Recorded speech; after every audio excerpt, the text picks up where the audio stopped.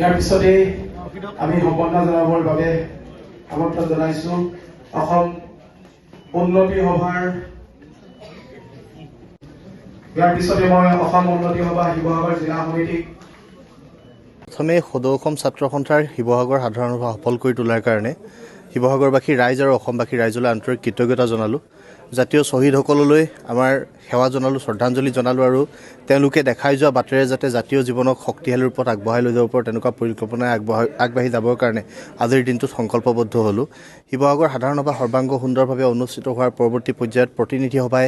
আমাক যি দায়িত্ব অৰ্পণ কৰিছে এই দায়িত্ব অৰ্পণ কৰাৰ বাবে কেন্দ্ৰীয় নেতৃত্বৰ প্ৰতিনিধিবৰ্গলৈ কৃতজ্ঞতা ধন্যবাদ জ্ঞাপন কৰিছোঁ আৰু আহিব লগা দিনত সদৌ অসম ছাত্ৰ সন্থাক অসমৰ ৰাইজৰ সংগঠন হিচাপে ছাত্ৰ ছাত্ৰীসকলৰ সুৰক্ষিত শৈক্ষিক ভৱিষ্যত, জাতীয় জীৱনৰ সম্পৃক্ত যিবিলাক বিষয় আৰু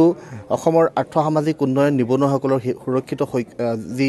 অৰ্থনৈতিক ভৱিষ্যত এই সকলোবিলাক দিশত সদৌ অসম ছাত্ৰ সন্থাই কাম কৰিব। অসমত থকা বিভিন্ন জাতি, ধৰ্ম, বৰ্ণ, ভাষা,